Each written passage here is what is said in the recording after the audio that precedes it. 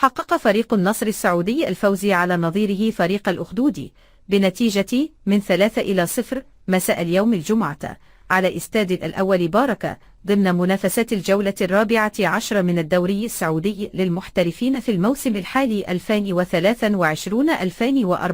2023-2024. نجح سامي النجعي في تسجيل هدف التقدم لصالح النصر ضد الأخدود في الدقيقة 13 من بداية المباراة. وأحرز البرتغالي كريستيانو رونالدو هدف النصر في الشوط الثاني من المباراة بالدقيقتين 77 و80.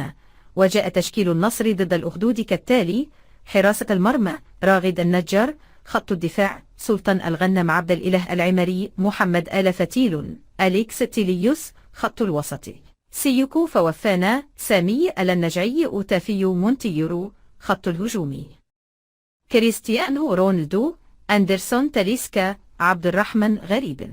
النصر ضد الأخدود، ويحتل النصر وصفة ترتيب جدول الدوري السعودي برصيد 34 نقطة، بينما يحتل الأخدود المركز 17 برصيد 10 نقاط.